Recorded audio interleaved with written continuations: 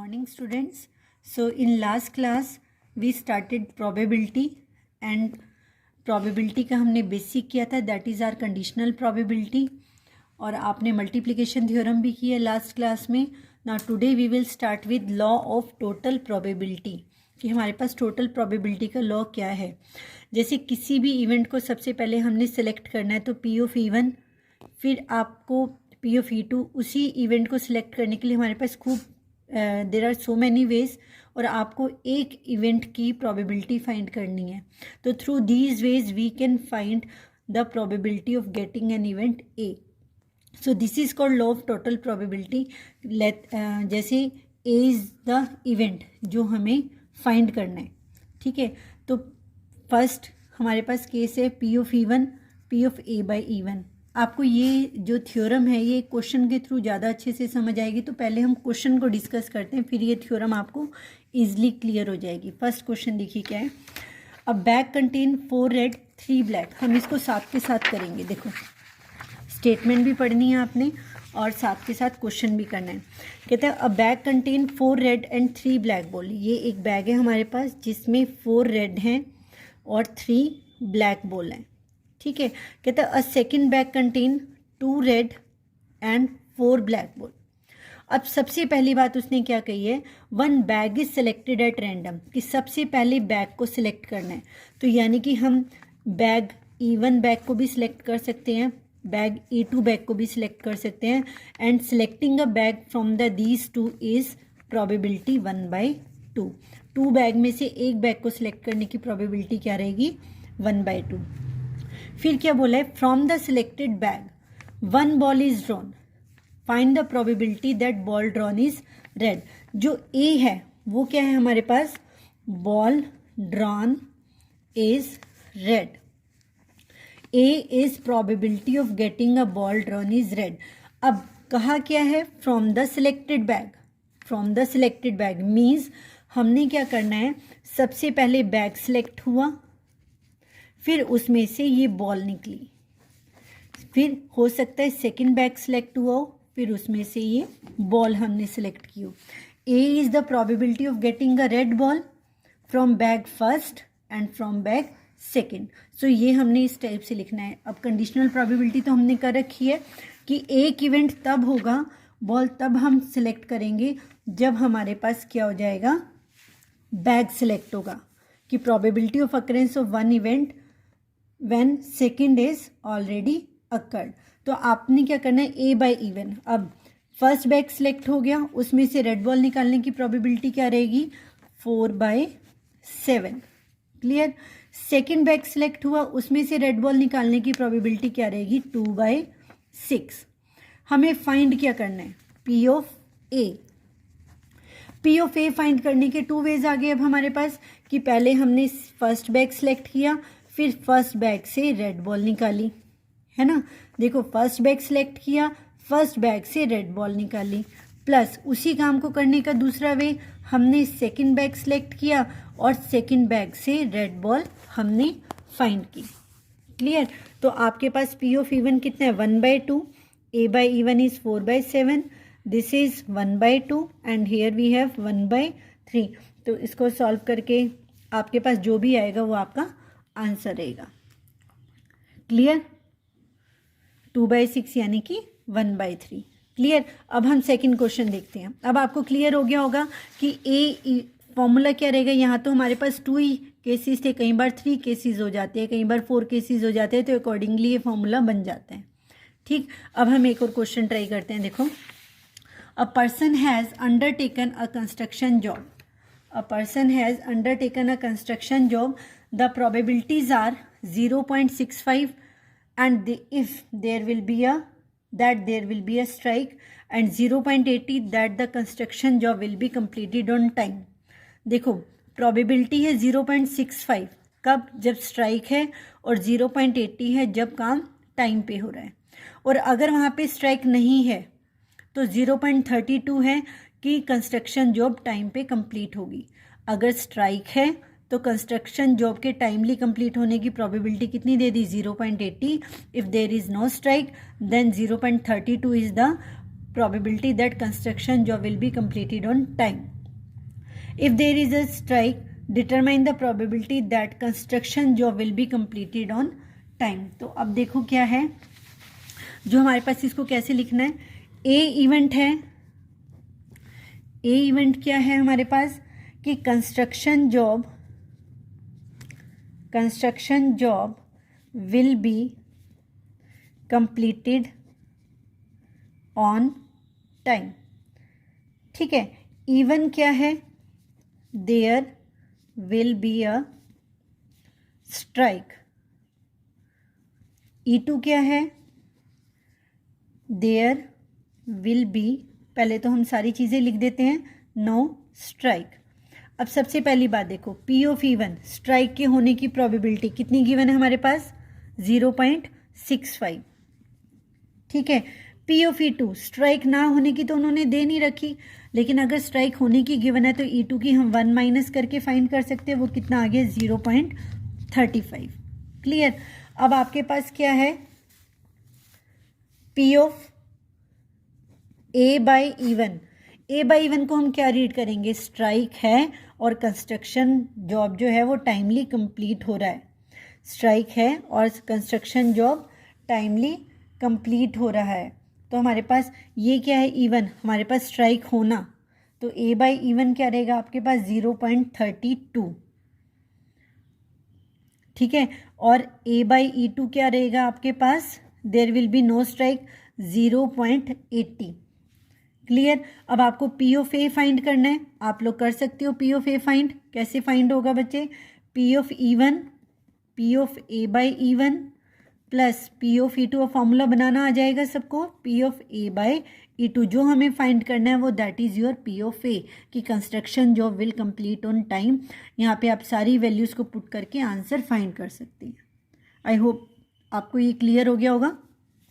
एक क्वेश्चन और इसी के साथ में हम ट्राई करके देखते हैं. देखो, अ box has 5 blue 4 red ball.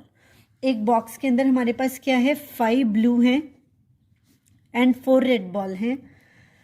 क्या क्वेश्चन क्या है, 1 ball is drawn at random and not replaced, कि आपने एक बॉल को फाइंड किया और उसको रिप्लेस नहीं किया, उसका कलर भी नोट नहीं किया. यानी कि अब हमारे पास 2 ऑप्शन हो गए. देखो हमारे माइंड में एकदम से स्ट्राइक किया कि 2 ऑप्शन हो गए. बोला है कि 1 ball is drawn at random and not replaced, आपने उसे रिप्लेस नहीं किया, तो मे बी वो बॉल क्या हो.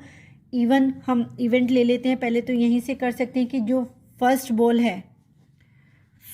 बॉल है वो ब्लू है, और E2 ले लेते हैं कि जो हमारे पास फर्स्ट बॉल है वो क्या है आपके पास, रेड है. ठीक है. अब आगे देखते हैं क्या है. कहते हैं कि फर्स्ट बॉल निकाली और उसे रिप्लेस नहीं किया, उसका कलर भी नोट नहीं किया. Then another ball is drawn at random, what is the probability that second being blue. तो जो प्रोबेबिलिटी हमें फाइंड करनी है that is your A, A क्या है, सेकंड बॉल क्या रहे, ब्लू रहे.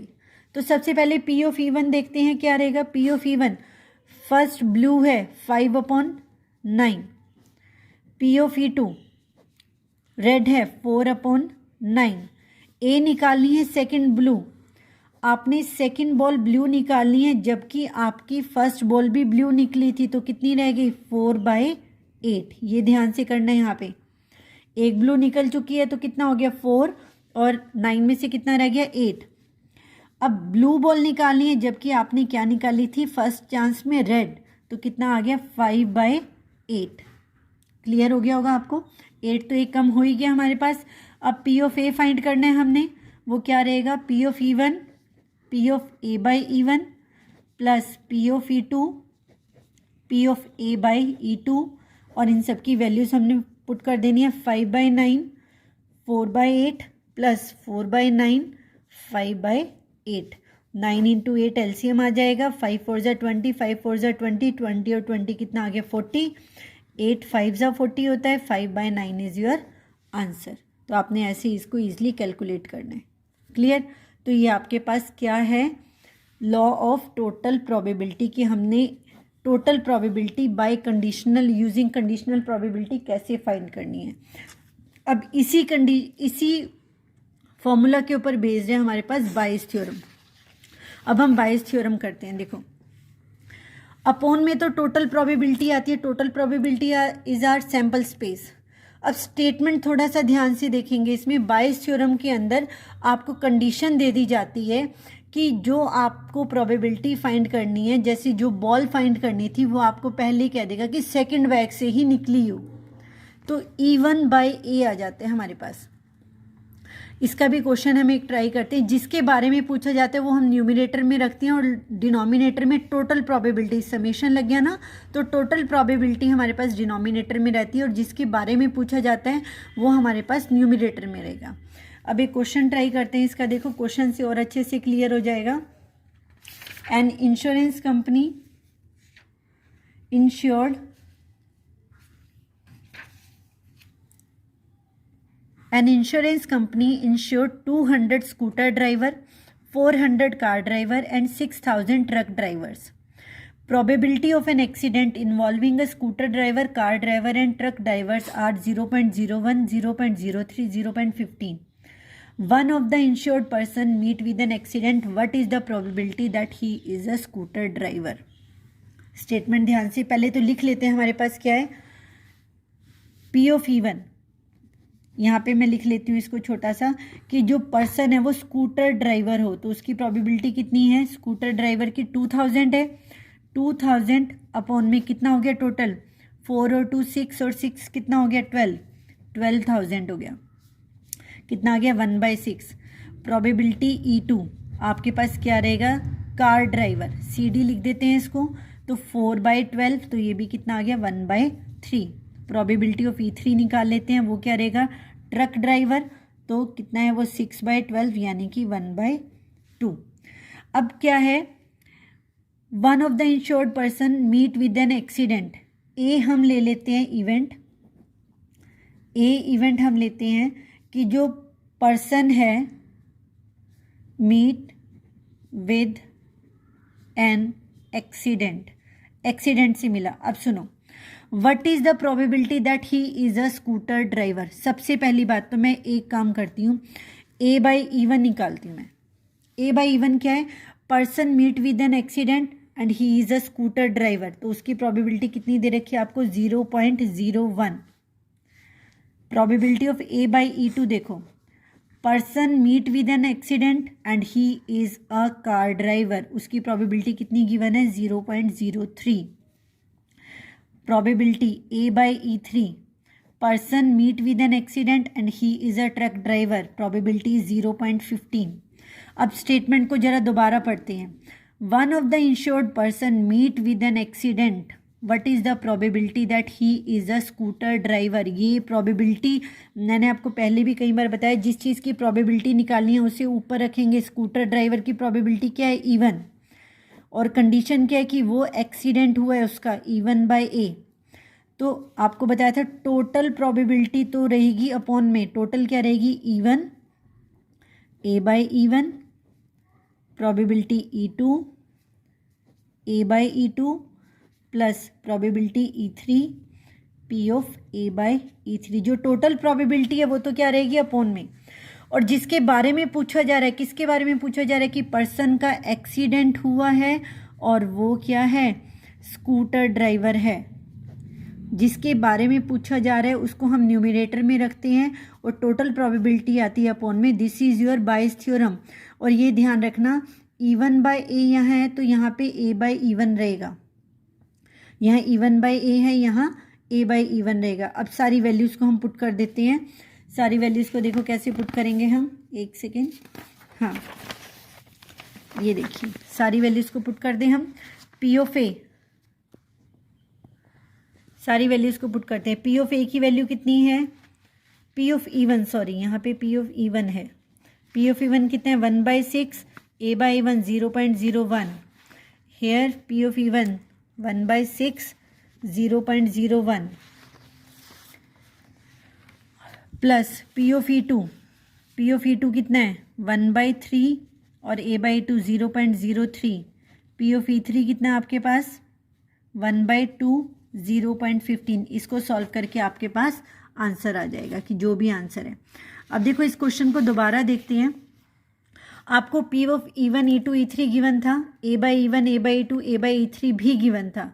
आपको जो चीज़ जो मेन है ये फॉर्मूला, इस फॉर्मूले के मार्क्स है जी। यहाँ पे टोटल प्रोबेबिलिटी अपॉन में आती है, जिसके बारे में पूछा जाता है उसे हम न्यूमरेटर में रखते हैं, ठीक है। और A बाई E1 है तो यहाँ पे E1 बाई A आएगा कि प्रोबेबिलिटी निकालनी किसकी है, कि वो स्कूटर ड्राइवर हो और उसका एक्सीडेंट हुआ हो। क्लियर, ये बायस थ्योरम है आपके पास, इसको ध्यान से करना है बच्चों। अब देखो एक और क्वेश्चन करते हैं हम, इसी का थोड़ा और अच्छे से क्लियर हो जाएगा। अ card from a pack of 52 card is lost. A card from a pack of 52 card is lost. From the remaining card 2 cards are drawn and found to be heart. Find the probability that missing card to be a heart. अब देखो हमारे पास कितने cases है कि अगर हमारे पास एक card गुम हो गया है, 52 कार्ड्स में थे, तो हम क्या कर सकते हैं। देखो P ऑफ E1, E1 को ले लो हार्ट का कार्ड, वो भी कितना रहेगा 13/52 1/4। P ऑफ E2 ये ले लो डायमंड, वो भी कितनी रहेगी प्रोबेबिलिटी 1/4। P ऑफ E3 ले लो स्पेड, वो भी कितना रहेगा 1/4। P ऑफ E4 ले लो क्लब, वो भी कितना रहेगा 1/4। मतलब ये मैंने क्या लिखा है, उसने क्या बोला, 1 card from a pack of 52 card is lost. From the remaining card 2 cards are, पहले तो हम फर्स्ट लाइन को देखते हैं। 1 कार्ड इज लॉस्ट, जो लॉस्ट हो गया कार्ड वो किसी का भी हो सकता है, हार्ट का भी, डायमंड का भी, स्पेड का भी, क्लब का भी, तो हमें कुछ भी मेंशन नहीं है। फिर उसने कहा कि अब एक कार्ड गुम हो गया, जो बाकी के बच गए कार्ड उसमें से 2 कार्ड्स को ड्रॉ किया और वो क्या है, हार्ट के कार्ड आए। 2 कार्ड्स को हमने ड्रॉ किया और वो दोनों कार्ड किसके हैं, हार्ट के।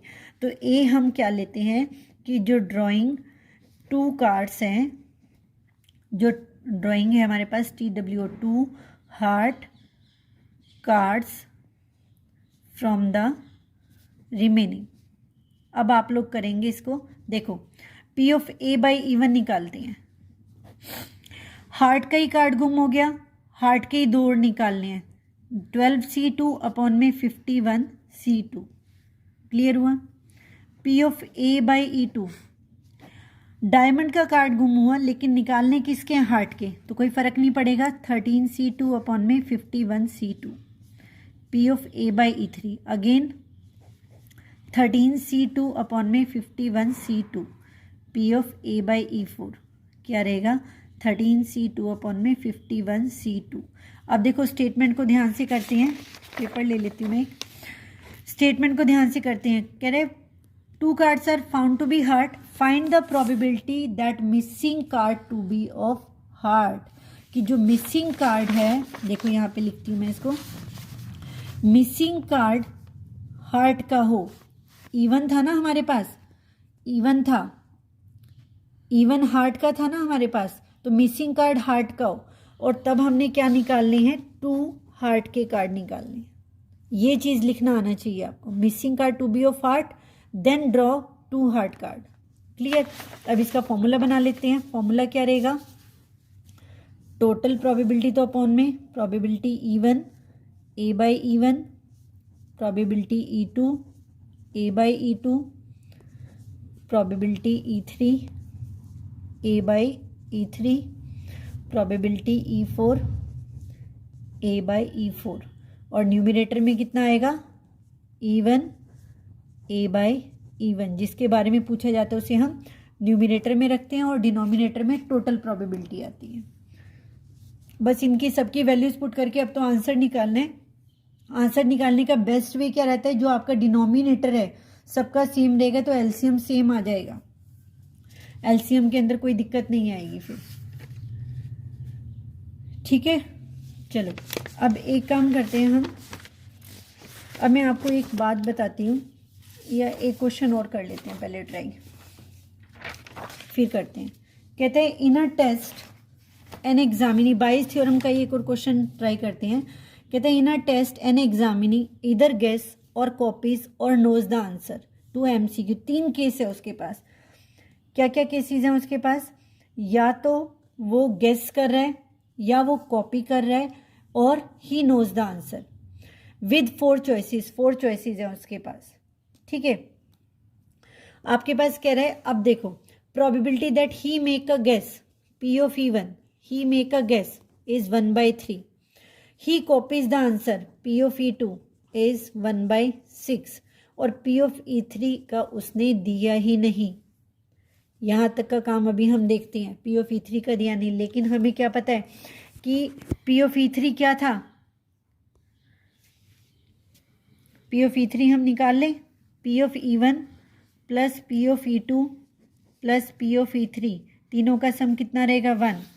P of E3 निकाल लें तो 1 माइनस 1/3 माइनस 1/6, तो ये कितना आ गया 1/2 आ गया। ठीक है, आपने E1 E2 और E3 तो फाइंड कर दिया। अब नेक्स्ट पढ़ते हैं, probability that answer is correct and given that he copied it. आपको यानी कि ए क्या है, आंसर इज करेक्ट। सबसे पहली बात, answer is correct and he copied it, कितना दे दिया उसने, answer is correct and he copied is 1/8। अब इसमें ये देखो, ये तो गेस वाला था, ये कॉपी वाला था, ये नोज वाला था, यानी कि A/E2 दे रखा है उसने। वो कितना दे रखा है आपको 1/8। क्वेश्चन की स्टेटमेंट अगर हम ध्यान से, probability that answer is correct given that he copied is 1/8। ना तो P of A/E1 दिया, ना उसने P of A/E3 दिया। अब क्यों नहीं दिया, देखो अब ये कहता है कि बच्चा खुद भी सोच सकता है। A/E1 क्या है, आंसर करेक्ट है और उसने गेस किया है। गेस करने का मतलब क्या है, आपके पास 4 ऑप्शन है, 4 ऑप्शन में से एक को उसने गेस किया, तो इसकी प्रोबेबिलिटी क्या रहेगी 1/4। क्लियर। अच्छा, इसकी बात करते हैं हम। A/3 आंसर करेक्ट है and he knows the answer, उसका आंसर करेक्ट है और उसे आंसर पता है, तो उसकी प्रोबेबिलिटी क्या रहेगी 1। कोई ऑप्शन ही नहीं है, टोटल प्रोबेबिलिटी इज 1। उसको पता है कि इसका बी ऑप्शन है, बी ऑप्शन करेक्ट है, तो बी को ही टिक करेगा, एक ही ऑप्शन को टिक करेगा, तो उसकी प्रोबेबिलिटी क्या रहेगी 1। अब क्वेश्चन देखते हैं हमने फाइंड क्या करना है। कहते हैं find the probability that he knew the answer and answer is correct, यानी कि he knew the answer and answer is correct. अब ये आपने फाइंड करना है। इसके मैंने आपको ये सारी इन्फॉर्मेशन दे दी, आपने इसका पहले फॉर्मूला बनाना है, फिर फॉर्मूले में ये सारी वैल्यूज़ पुट करनी है और इसका आंसर मुझे व्हाट्सअप करना है। क्लियर। आप स्क्रीनशॉट लेके इस क्वेश्चन को कर सकते हो और इसका आंसर आपने मुझे व्हाट्सअप करना है जैसे ही आप ये वीडियो देखेंगे तभी। क्लियर। अब मैं आपको एक छोटी सी बात और बताती हूँ। हमारे पास इस बार पेपर के अंदर केस स्टडी क्वेश्चंस आने हैं। केस स्टडी क्वेश्चंस मीन्स आपको कोई एक केस दे रखा होगा, उस case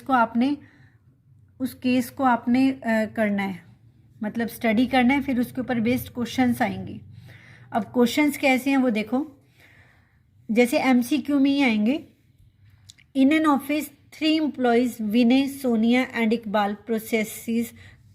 process incoming copies of an certain form.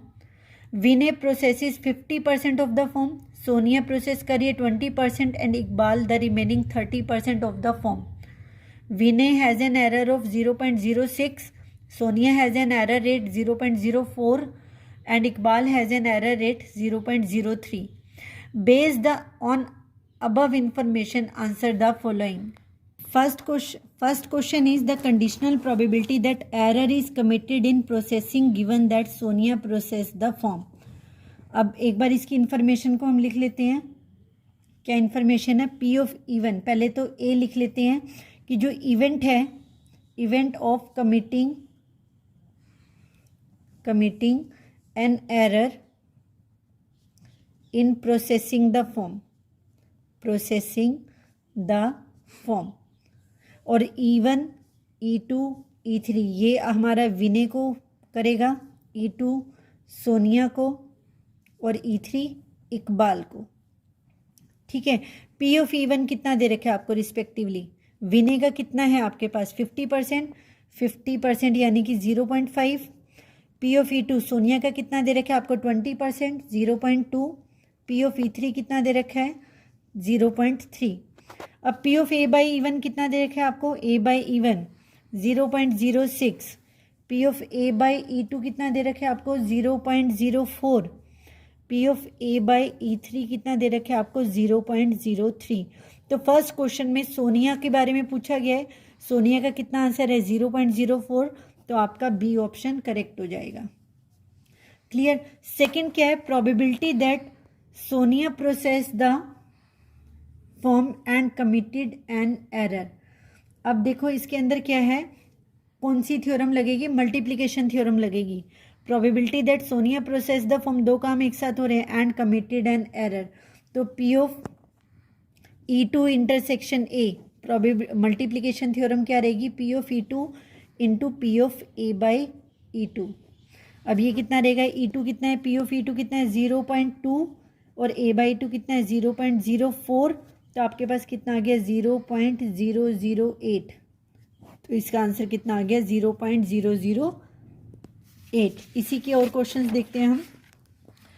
Total probability of committing an error in the process, total probability आप फाइंड कर सकते हैं। पी ऑफ ए क्या रहेगा, P of E1 P of A by E1 plus P of E2 P of A by E2 plus P of E3 P of A by E3। ये आपके पास क्या आ जाएगी, टोटल प्रोबेबिलिटी, और इसको आप फाइंड कर सकते हैं। मैंने सारी वैल्यूज आपको बता दी हैं। अब ये वाला पार्ट क्या कहता है, fourth part, the manager of a company wants to do a quality check during inspection he selects a form at random from the day's output of process form. If the form selected at random has an error, the probability that the form is not processed by Vinay. तो हम क्या करेंगे, सबसे पहले form processed by Vinay find करेंगे और फिर उसे 1 में से माइनस करेंगे, यानी कि सबसे पहले आप P of E1 by A find करेंगे, फिर उसे 1 minus P of E1 by A निकालेंगे। E1 बाय ए क्या रहेगा, पी ऑफ E1, फॉर्मूला पता है आपको, ए बाई E1। देखो कंडीशनल प्रोबेबिलिटी लग गई, और नीचे जो आपने यहाँ पे टोटल निकाली है ऊपर वाले क्वेश्चन में, वो टोटल वाली एज इट इज़ आ जाएगी। तो इसको आपने सॉल्व कर लेना है।